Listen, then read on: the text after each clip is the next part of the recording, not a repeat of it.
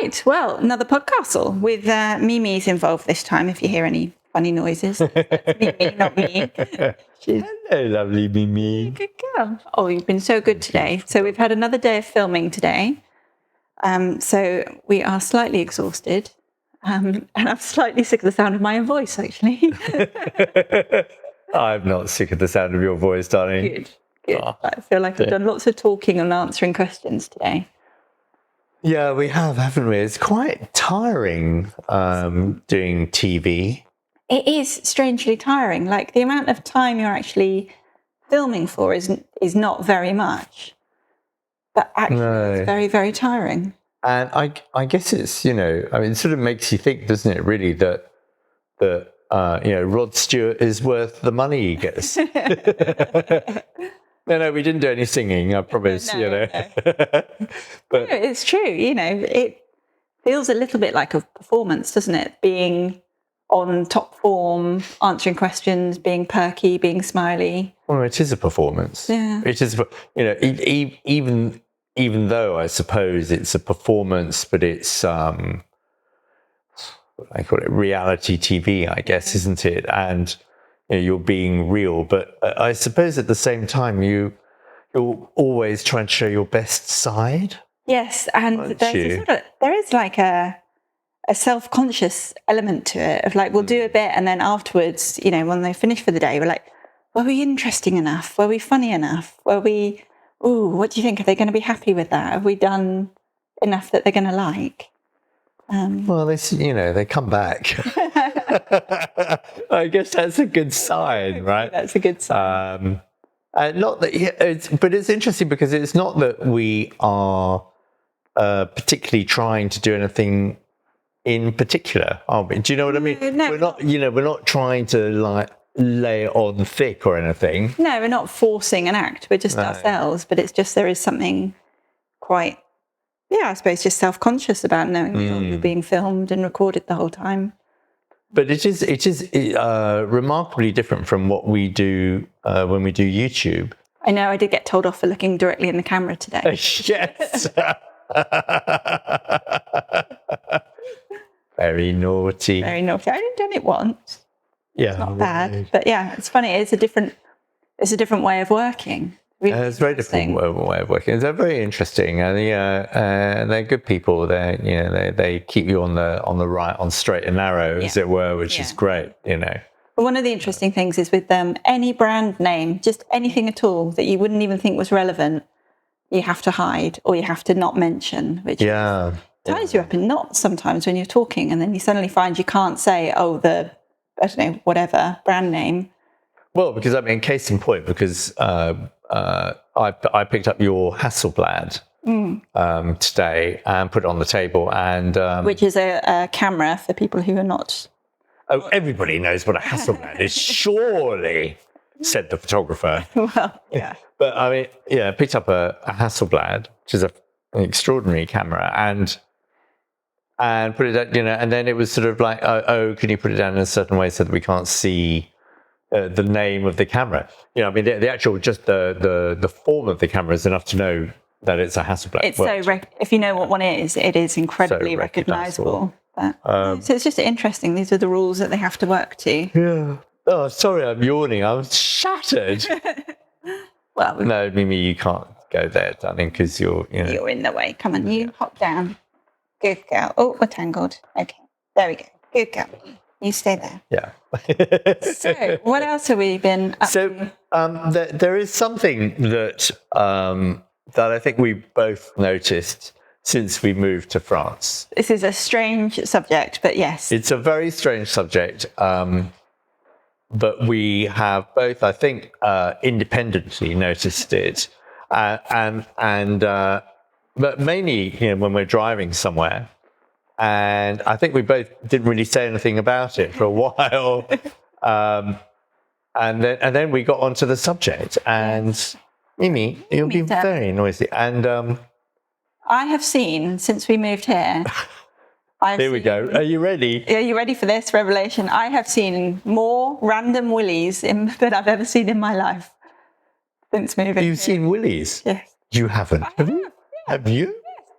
No way. Yes. Oh, I didn't realize. Oh, well, no wonder you're horrified. I'm horrified. So then what we're talking about is this, I know it's not very, possibly not the nicest subject, but this strange phenomenon. Oh, it's very funny. Of French men just openly peeing by the side of the road.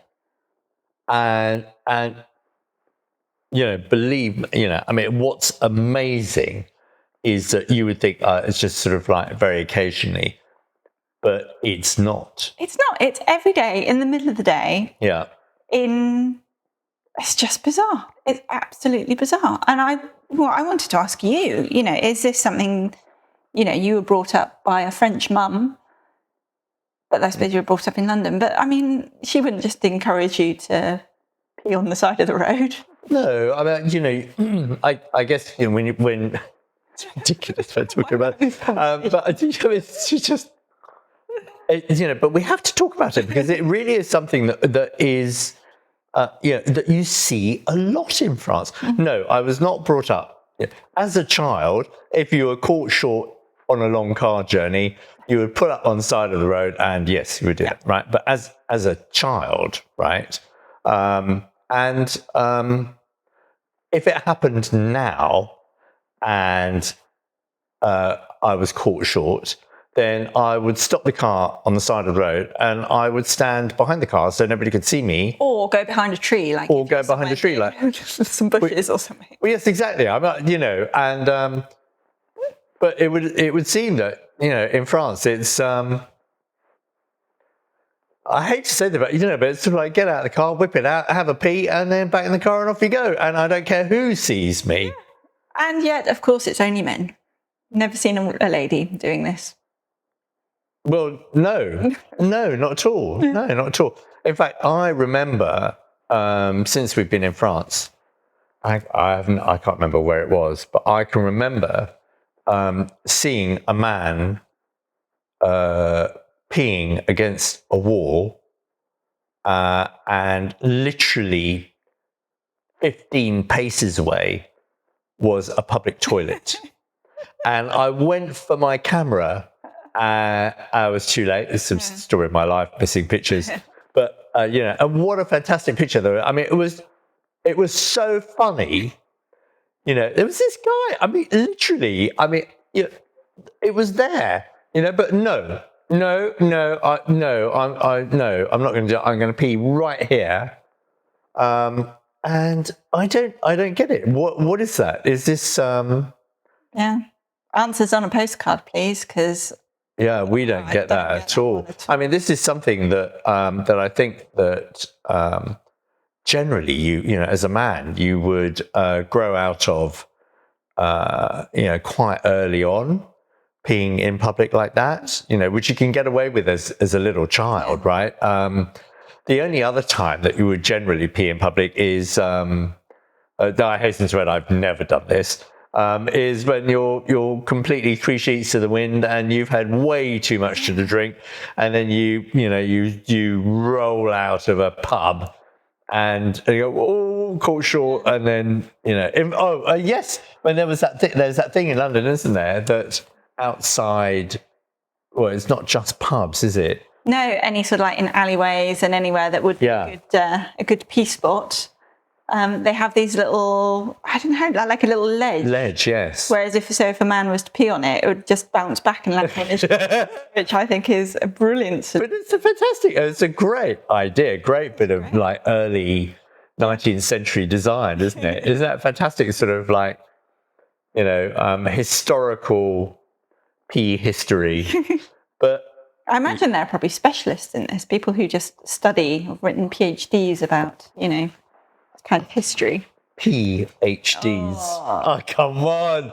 Yeah, you feed me the lines. That was very good. But quite extraordinary. And, I mean, we are talking about it because we have seen this happen a lot. I'm not just talking about like once or twice. This is like pretty much every time you get in the car to go somewhere. If you're going on the bigger roads, a slightly further distance, you will see this. So if we drive like the half an hour from our house to Niort, which is a town near us, which is, you're not on motorway, but you're on, I don't know. D roads. Yeah. pretty much guaranteed to see this. Yeah, I mean, I think last time we went to New York, we saw 2 people peeing. But the thing that is so entertaining is like when we spot one, if one of us spots one before the other, we go, look, there's one. And as a photographer, I am tempted to do a feature story on it. A toilet book. Well, yeah, just, French men peeing in public in France. I don't want to see their weird, their willies. I don't want to see, just like, back pictures or side pictures or whatever. But peeing in strange areas. And so if any of our delightful French followers could please try and explain this, because this is quite alien to us. Yeah, actually. I don't think we're just being English and prudish about this. I don't think anybody wants to see that. Well, I don't know. They don't seem to care. Anyway, so we'll leave that there, shall we? Yes, we will quite sensibly leave that there. But I guess we could keep on the sort of, we could go straight from pee-pee to scatological. We can.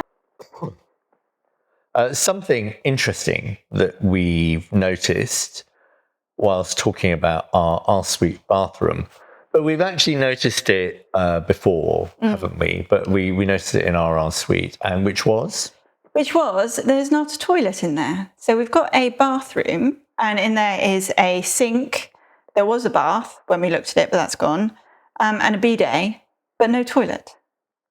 And I don't know why it took me so long to sort of like twig and go, hang on a minute, there's a bidet, but there's no toilet. And the nearest toilet, I mean, it's not that far away, but it's in currently our main bathroom. I can't believe we're just talking about toilet things today.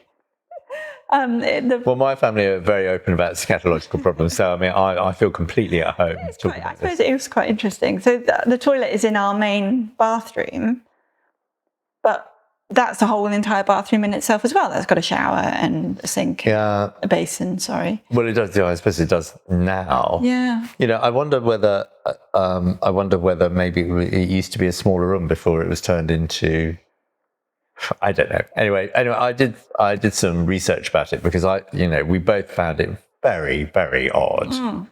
And it turns out that from, maybe before as well, but certainly from the 19th century, it was believed to be wrong to have a loo in the same room where you would, in the same room that is devoted to making yourself clean, keeping yourself clean.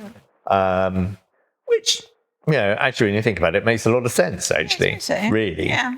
I suppose the problem lies in that if you, and then of course the other thing is what else is missing when you go into a French loo? We're not talking about like, contemporary loos, because I mean, we're talking about sort of like there's no basin to wash your hands. Yeah. So in the current guest suite, what will become the guest suite, there is a separate loo, but that loo doesn't have a basin in it. So you can go to the loo, but in order to wash your hands, you have to go out of the loo, through the corridor, through the bedroom, to the other side, to where there's a shower room that's got a sink in it, so you can wash your hands.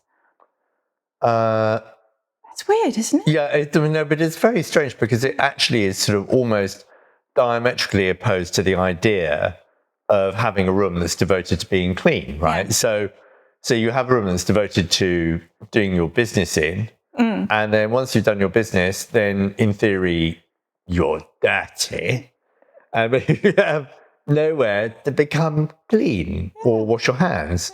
So then you hit the door handle, open the door, and then close the door. So you touch 2 door handles, then you go to another door, open that one with your hands dirty, and then wash your hands, and then come out and then get your hands all dirty again because you touched the door handle again. But I have just remembered, this is not a French thing, because when we had our house in London, in Peckham, the downstairs loo that we had did not have a basin. You had to go into the kitchen to wash your hands. Did we not put that loo in there?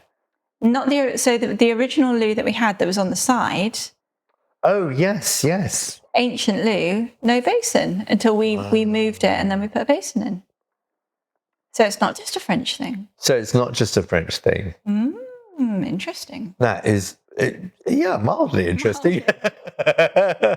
Ruins our point about it just being a French thing. Yeah, it does, doesn't it? Yeah. Well, which is a relief. Yeah. A relief. Oh, come on! I mean, they're just coming thick and faster. Yeah. Oh, God. Okay. In other news.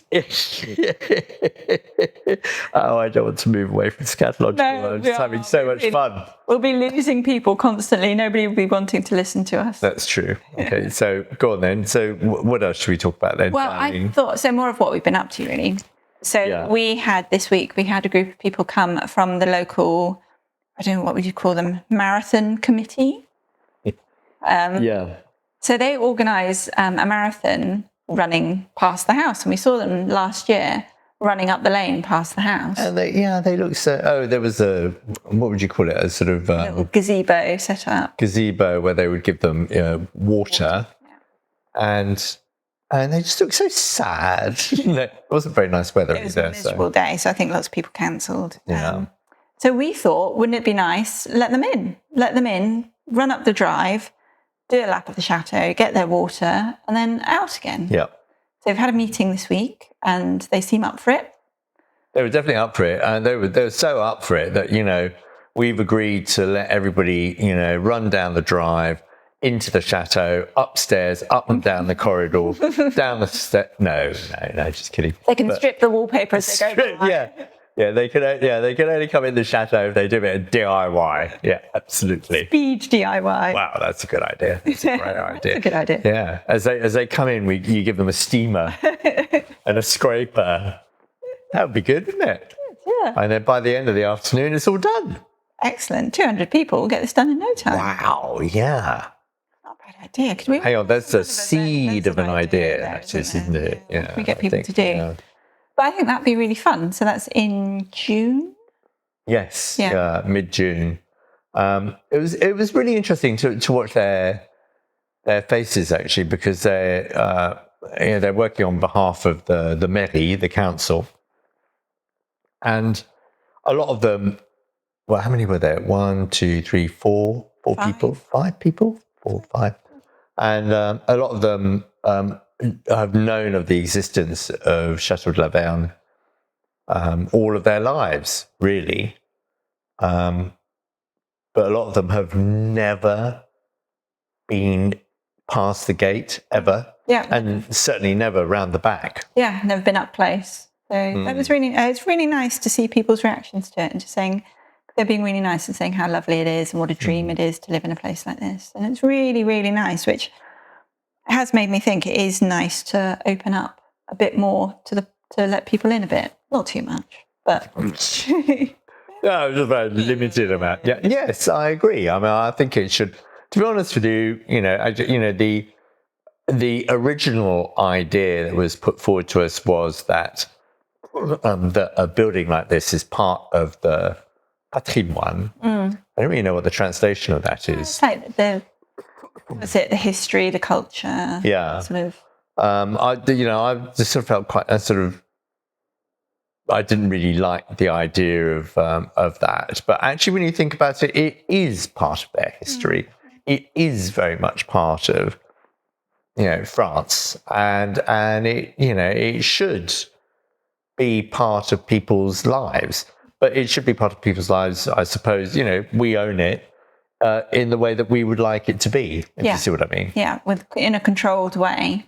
Yeah, I think so, and I think I get the impression that I appreciate that, which is good. So, so I think it'd be really good. So I think we're thinking a bit more then about doing any kind of other events. But it won't be this year because everything takes so long to organise. But maybe next year we can start doing some stuff. I love the idea. I know you're going to find this odd coming from me, but I love the idea of the flower show. I can't believe this was your idea. I mean, I don't know what's happened to you. Did I hypnotise you at some point without realising it? Darling, I'm permanently hypnotised in your presence. Oh, it's quite cute, actually. But yeah, doing a flower show would be brilliant. A flower show is a sort of like a way of describing it, isn't it? But it's sort of like a variety of plants and flowers, and just really make it interesting, because things, the big flower shows like Chelsea Flower Show are amazing. They're fabulous. Yeah. I don't really know what the French equivalent is. That's really very ignorant of me, actually. Yeah, it is. We need to do some research. Yeah, we do. There must be some big ones. And it would be so interesting to have, because the Ripoll, for example, that we go to when we ever buy trees or such like, is the most extraordinary place.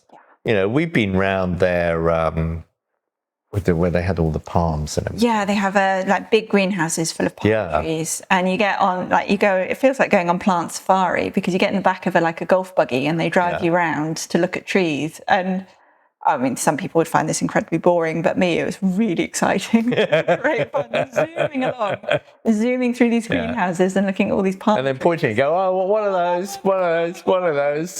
But they're fantastic, because certainly like the palm trees had an enormous variety of palms, didn't they? And really mature, big, like how you imagine a palm tree on a desert island. Yes. It was that. Perfect. That sort of, really lovely. So to have people like that come and either have a stand or, as they do at Chelsea Flower Show, where they actually build a garden. Wow. Show garden would be extraordinary. Can we make the fee is that they have to leave all the plants behind?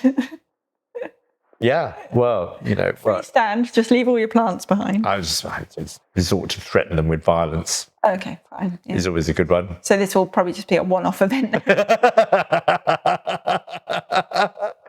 Yeah. Well, yeah. But I think it would be great. And then, not just that, and, not just flowers and plants. Yes, of course, mainly flowers and plants, but have, this feels to me like, as you're walking in on a Sunday morning, beautiful sunny day, and you've got a string quartet playing and some jazz playing somewhere else, and some great food being made. Oh, I can do some cream teas. And Claire's going to do English cream teas with homemade clotted cream. Homemade clotted cream. I shall convert the French to cream tea. Yeah, well, they really need to learn about clotted cream, because it is lacking. Amazing. They would love clotted cream. Okay, I'm going to make some. I'm going to definitely have a go at making some, because it's quite straightforward. And we get the really good milk from down the road. Yeah, we do. So, yeah, exactly.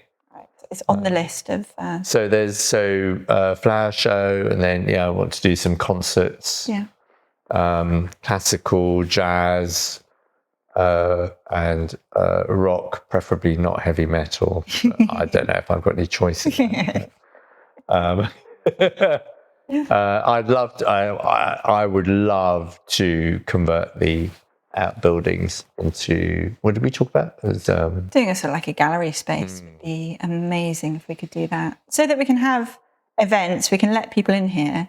We wouldn't be open every day. It wouldn't be like Monday to Friday, 9 to 5. It would only be invited events. Yeah.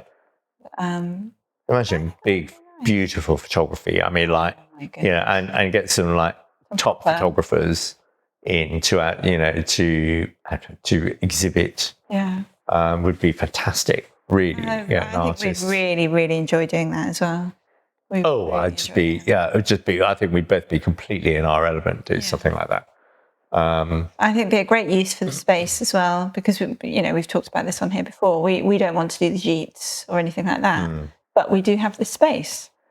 So I think that would be a great use of it, to make it a sort of exhibition, art, community thing. Try and inject a bit of... And try and elevate it, I mean, I'm afraid I'm not one for... but I'll say this really. I'm not one for sort of local, not very good artists, I'm afraid. You want proper names in? I want, not big names, but people, producing great stuff, and there are a lot of them about who are, not yet discovered as well, So I think that's important. And music as well. Let's get some great music. There's some great... actually, that's another discovery. French pop stroke rock music has such an incredibly had such a bad name for it. Now. I mean, like Eurotrash, you know, I mean, it was just absolutely appalling. But we've experienced some fabulous French music since we've been here. Really, really good. Yeah. Bertrand Belin. Fabulous. I like mixture of Bowie and Roxy music and just mind-blowingly good. I mean, really, so that good. Was such a good evening. Yeah. It wasn't a big crowd. No, it was a wonderful gig. Such a good gig. Really enjoyed that. Anyway, I'm rambling.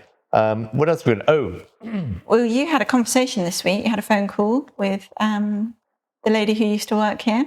I did, and that was really exciting.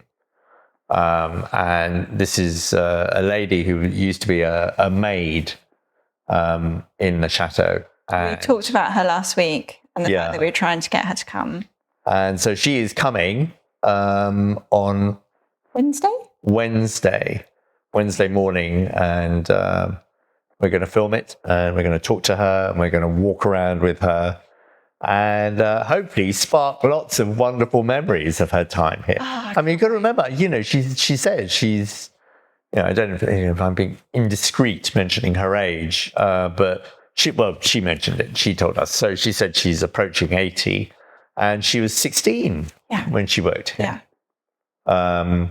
And I can't tell you how thrilled I am that this lady got in touch. I think, also you think, this is a legacy that she's going to leave. Her story is about life here, and there'll be positive stories. It's a sample of life as it was all those years ago, which is within living memory. Totally. Within her living memory. Yeah. The life still existed where people had maids and stuff like that. So. I can't wait. I think that's fabulous. Absolutely fabulous. I'm quite excited at the moment because it's starting to feel a little bit spring-like out there. It is. Which is really nice. So I am itching to get on with all the garden jobs. Are you? Absolutely desperate. Have you seen my tomato seeds? I saw your tomato seeds and they seem to be doing things. They are doing things. I only sowed them a few days ago. And they are really? Yeah, I didn't realise that. And they're absolutely going for it already. So I'm hoping we're going to have a really good tomato. I hope so too, because I do like a good, homegrown tomato salad. We've got to get potatoes. Yes. Yeah, got to get to it. I find it's suddenly a rush. It's suddenly like spring is coming, suddenly in a hurry to get everything done. Yeah. What else are we going to grow? Sorry. What else are you going to grow? More to the point. I've got to be sensible because I overestimate every year like what I'm capable of and what I've got time to do. Because there's always so much to do here that sort of like keeping the vegetable patch going as well. It's a lot of work. It's a lot. But I really want to concentrate on some good salads this year, which I know sounds really basic, but do love having like a variety of salad leaves. Do you not need to have something to cover them, to protect them, or not? No? That'd be fine. Oh, okay. Not really. Just need to... That's good. Well, because, we've got rabbits. Well, not quite so many rabbits as we did have, thanks to Miss Margo, who is sitting over there looking sweet and innocent. Very, very innocent, yes. Oh, my goodness. I don't even know if I want to talk about this. People are going to hate her. No, she's just a dog. She's a mini wolf. That's what they do, right? Yeah. So if you are maybe perhaps vegan or something, you might not want to listen to them. Yes, look away now. Look away and close your ears now. But darling Margo saw a rabbit in the garden the other day and chased it, and then 5 minutes later came bounding up to us with something in her mouth, which we tried to get her to put down and she would not put down, and then we realised it was a baby rabbit. And she would... No, it was not. It was Flopsy. Was it, Margo? Margo says, yes, it was Flopsy. Yes, well, we could not get the baby rabbit back from Margo. She was very stubborn, and she munched it. She should be, quite right too. Yeah. Isn't that right, Margo? Munched it down in no time at all. She just ate the whole thing. I could not believe what was going on there. Bones and everything, just munch. Everything. It's gone. Absolutely everything. Shock. And I think it gave us a bit of a shock because we remember how small the kittens were when they first. Yeah. She could have had those like in one mouthful. But the speed at which, I mean, you know, right? Okay, so I don't want to go into detail, but I'm going to. So she didn't chew, right? So you know how like a snake eats something, it literally opens its gullet, boom. And I think that's exactly what she did. She literally just swallowed it. Oh my goodness. It doesn't seem to, I was really worried that she'd have some bad side effects and this might be a trip to the vet, but no, absolutely fine. None whatsoever, no problem whatsoever. So we're very happy. So we go to the butcher, we go, a couple of those rabbits, please, for the dogs. Sure. And they just chuck it on the floor and walk away. Picking them up. Oh my goodness. The joys of living in the countryside, hey, Margo? Yeah. What fun, eh? So there you go. Margo, the killer Cocker Spaniel. So I think we can just round up with what's coming up. So we've got Rob the plasterer coming tomorrow to plaster the craft room for me, which is brilliant. So then I'll be able to get on, hopefully next week, once it's dried, get on with painting it in a colour. So we've got two Robs coming tomorrow. Robs. So we've got little Rob, Big Rob, apparently. Big Rob. Big Rob is a roofer. Big Rob is a roofer, and he's going to have a look at our roof. Our many roofs. Our many roofs. We need to decide, actually, which ones we want him to look at, really. And he's going to... apparently, he gives reasonable quotes. Okay. So he's going to have a look at it and give us a reasonable quote. So that's quite exciting. Which we... Even if it's reasonable, we probably won't be able to afford. So no, but it is good to plan this stuff out. And also to meet them. Yeah. Really important to meet people like that and get to know them. And, you know, so that's... So it's not like, you know, whatever the price was, it's not like we'd do it next week. But we need to know how much this stuff is so that we can think about, like, can we do that next summer? Plan our escape. So there you go. So I think we've done our Podcastle. We've done our Podcastle. We've got another day of DIYing tomorrow. We do. So I think we need a good night's sleep. Need a jolly good night's sleep, yes. And no glass of wine for us, thanks. Absolutely not. Definitely not. No way. Oh God, I thought you were serious then for a minute, but there you go. No, you're not. So yes, so you can have. I won't have a glass of wine, but you can have a glass of wine if you want. So there you go. Thank you for listening. Thank you for watching. If you're watching, yes, and we'll do it again next week. We will indeed. And we hope you have a wonderful week, and we will speak to you again then next week. Hopefully, with a more higher brow content than talking about. Oh, come on. Anyway, take care. Cheerio. Bye.